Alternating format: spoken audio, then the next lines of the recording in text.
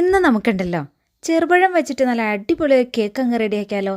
അതും മിക്സഡ് ജാറിൽ ഓവനോ ബീറ്ററോ ഒന്നും ഇല്ലാതെ തന്നെ നല്ല സോഫ്റ്റ് ആയിട്ടുള്ള ഒരു കേക്കാണ് കേട്ടോ. 15 മിനിറ്റിൽ നമ്മൾക്കിത് റെഡിയാക്കി എടുക്കാൻ പറ്റും കേട്ടോ. അപ്പോൾ അതെങ്ങനെയാണെന്ന് നോക്കിയാലോ. നമുക്ക് ഒരു 3 കോഴിമുട്ട റൂം ടെമ്പറേച്ചറിലുള്ള എടുത്തിട്ടുണ്ട്. ഫ്രിഡ്ജിൽ വെക്കാത്തതായിരിക്കണം. ഫ്രിഡ്ജിൽ ഇരുന്നതാണെങ്കിൽ പുറത്തെടുത്ത് വെച്ചതായിരിക്കണം കേട്ടോ കുറച്ച് മുന്നേ. അത് നമുക്കൊരു മിക്സഡ് ജാറിലേക്ക് ഇട്ട് കൊടുക്കണം. 1/2 കപ്പ് പഞ്ചസാരയും കൂടെ ചേർത്ത് കൊടുത്ത് നന്നായിട്ട് അരച്ചെടുക്കാം. അതിനുശേഷം അതിലേക്ക് നമുക്ക് 1/2 കപ്പ് ഓയിലും കൂടെ ചേർത്ത് കൊടുക്കാം.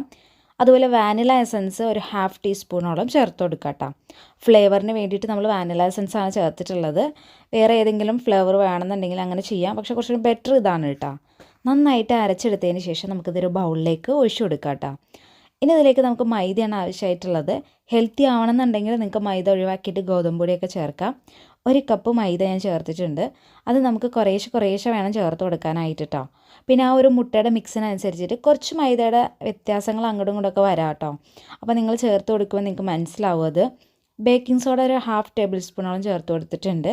അപ്പോൾ ഒരുപാട് ലൂസിനല്ല എന്നാൽ ഒരുപാട് തിക്കിനുമല്ല നമ്മുടെ ബാറ്ററി ഇരിക്കുന്നത് കേട്ടോ. ഇനി ഇതിലേക്ക് നമുക്ക് പഴം അരിഞ്ഞത് ചേർത്ത് കൊടുക്കാം. ഞാനിവിടെ 5 എണ്ണം ചേർത്ത് കൊടുക്കുന്നുണ്ട്. ചെറുപഴമാണ്. ഏത് വേണമെങ്കിലും എടുക്കാം കേട്ടോ.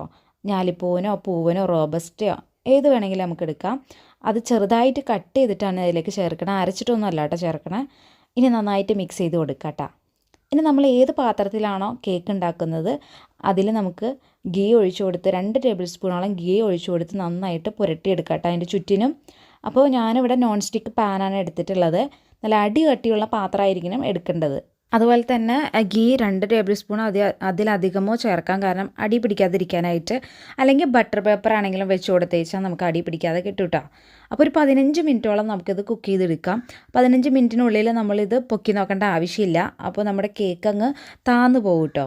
അപ്പോൾ 15 മിനിറ്റ് കഴിഞ്ഞതിന് ശേഷം മാത്രം ഇത് പൊക്കി നോക്കിയിട്ട് വെന്തിട്ടുണ്ടോ എന്ന് ടെസ്റ്റ് ചെയ്ത് നോക്കിയാൽ മതി. ഇത് ഇതുപോലെ ഒന്ന് കുത്തി നോക്കിയിട്ടുണ്ടെങ്കിൽ ഇങ്ങനെ ആ ഒരു സ്റ്റിക്കുമ്പോൾ പിടിക്കുന്നില്ലെങ്കിൽ നമ്മുടെ കേക്ക് റെഡി ആയിട്ടുണ്ടെന്നാണ് അതിനർത്ഥം. അപ്പോൾ എല്ലാവരും ഒന്ന് ട്രൈ ചെയ്ത് നോക്കാം കേട്ടോ. ഏത്തപ്പഴം വെച്ചിട്ട് ഞാൻ ഒരു കേക്ക് ചെയ്തിട്ടില്ല. ചെറുപഴം തന്നെ വെച്ചിട്ട് വേണം അത് ചെയ്താലാണ് നല്ല ടേസ്റ്റ് ഉണ്ടാവുക. കുട്ടികളൊക്കെ സ്കൂളിൽ നിന്ന് വന്ന ടൈമിൽ നമുക്ക് പെട്ടെന്ന് തന്നെ റെഡിയാക്കി എടുക്കാൻ പറ്റിയ റെസിപ്പി അല്ലേ. അപ്പോൾ എല്ലാവരും ഒന്ന് ട്രൈ ചെയ്ത് നോക്കിയിട്ട് ഫീഡ്ബാക്ക്സ് അറിയിക്കാം. മറ്റൊരു റെസിപ്പിയായിട്ട് നമുക്ക് കാണുന്നത് വരെ ഓക്കെ ബൈ. Thank you.